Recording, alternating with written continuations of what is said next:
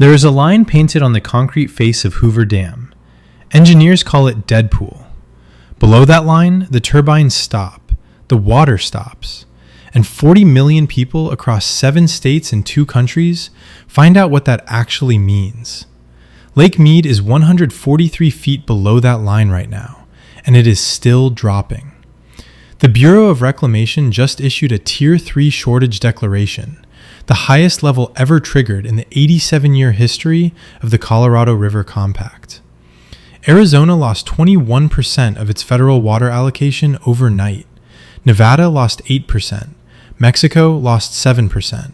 And that was before last summer's snowpack came in at 62% of the historical average for the 4th consecutive year. But here's the detail that tells the real story. The Colorado River Compact was signed in 1922. The scientists who designed it measured river flow for 11 years and built an entire legal framework around those numbers. What no one knew, what the tree ring data would reveal 80 years later, is that 1922 was the wettest decade the Colorado River had seen in 1,200 years. The entire system was engineered around an anomaly. The river was never supposed to carry that much water. It never did again.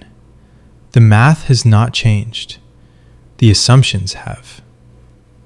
To understand how 40 million people arrived at this moment, you have to go back to a decision made in 1963. That is the year Glen Canyon Dam closed its gates and began filling Lake Powell, the upstream reservoir that feeds Lake Mead like a blood supply. Engineers believed the 2 reservoirs operating together would create a buffer against any drought the region could produce. The combined storage capacity was 54 million acre-feet. It seemed impossible that both would empty at the same time. They are now, at this moment, 37% full combined. Here is how the system actually works, and why it is failing now. The Colorado River begins as snowmelt in the Rocky Mountains of Colorado and Wyoming. That snowpack is the only recharge mechanism the system has. No rain, no groundwater replenishment at scale. Snow falls, melts, flows into the river, and travels 1,450 miles to the Gulf of California. Except, it stopped reaching the Gulf of California in 1998. The river now runs dry in Mexico before it gets there. Every drop is consumed before the sea. 7 states draw from this river. Las Vegas takes 90% of its water from it. Phoenix draws 36%. Tucson, 56%. Los Angeles and San Diego depend on it through the Metropolitan Water District. Farms across the Imperial Valley, the most productive agricultural region on the planet by dollar value, irrigate 500,000 acres with water priced at $20 per acre foot, set in contracts signed when the river still ran full. And then there is the energy problem no one is talking about. Hoover Dam generates 4.2 billion kilowatt hours of electricity per year. That power feeds the grids of Nevada, Arizona, and California. At current lake levels, the dam is operating at 43% of its generation capacity. Below elevation 950 feet, which Lake Mead is now 22 feet from, federal engineers have confirmed that power generation becomes mechanically unreliable. At elevation 895 feet, the intakes go dry. The turbines stop completely. The Southwest loses a power source it has built its grid around for nearly a century. A single infrastructure failure on the lower Colorado River does not stay on the lower Colorado River. It moves through supply chains. A processing disruption at the Palo Verde Nuclear Generating Station, which uses Colorado River water for cooling, takes 3.9 million homes off a stable baseload. A curtailment of irrigation contracts in the Imperial Valley reduces national lettuce production by 70% within a single growing season. The Port of Los Angeles, the busiest container port in the Western Hemisphere, sits 250 miles from a water system that cannot guarantee supply past 2026 under current drawdown rates. Here is the problem the shortage declarations are not solving. Agricultural users hold the oldest rights on the river under the prior appropriation doctrine, first in time, first in right. Cities and municipalities hold junior rights. In a Tier 3 shortage, cities lose water first. Farmers lose water last, even though agriculture consumes 80% of all Colorado River allocation. The law is working exactly as designed. The design was never built for this. In Scottsdale, Arizona, the Rio Verde Highlands subdivision spent 3 years fighting a water cutoff from the city.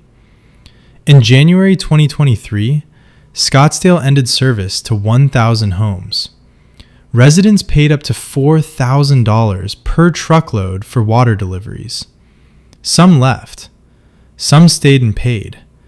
A few dug wells into aquifers that the Arizona Department of Water Resources has confirmed are not being replenished at any measurable rate. In Las Vegas, the Southern Nevada Water Authority has spent $1.5 billion drilling a new intake tunnel called the Third Straw, deep into the bedrock below Lake Mead's current surface. It is the most expensive municipal water project in Nevada history. It was designed to keep Las Vegas drinking, even if the lake drops to its lowest possible point. The city also banned grass from front yards, outlawed decorative turf on commercial properties, and now recycles 99% of all indoor water back into the lake for re-withdrawal. Las Vegas uses less water today than it did in 2002, despite having 750,000 more residents. It is not enough. The Bureau of Reclamation released its 2026 operating projections in November.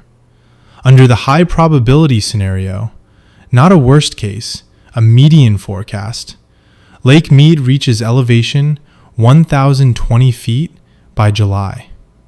That triggers federal authority to mandate cuts not requested by any state, cuts that no existing water agreement has a legal mechanism to enforce equitably.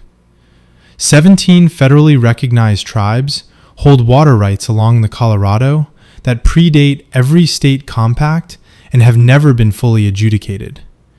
When shortage operations push into their allocations, the legal challenges will take years. The water will not wait. The 7 states have been negotiating a post-2026 operational framework since 2022. They have produced 3 draft proposals. None have been adopted. The core disagreement has not moved. Who takes the cuts? California or everyone else? What the negotiators do not say publicly is what the hydrologists have already modeled. Even if all 7 states agreed to a 25% voluntary reduction today, Lake Mead would still decline under current evaporation and consumption rates. The reservoir is losing 800,000 acre-feet per year to surface evaporation alone. Enough water to supply Las Vegas for 4 years, evaporating into the Nevada sky. There is no policy fix for atmospheric physics. The warming trend accelerating this collapse is not a projection, it is a measurement. The Colorado River Basin has warmed 2.3 degrees Fahrenheit since 1970. Each degree of warming reduces river flow by roughly 9% through increased evaporation and earlier, faster snowmelt. The river is delivering 20% less water than it did in 1900, not because precipitation has dropped significantly, but because more of what falls is returned to the atmosphere before it reaches the river. The math behind this system was never designed to survive what is already happening.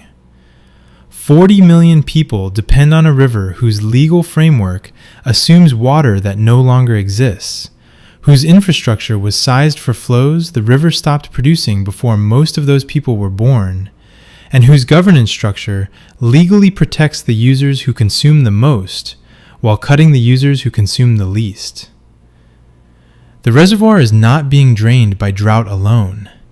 It is being drained by a 1922 document that divided water that was never really there.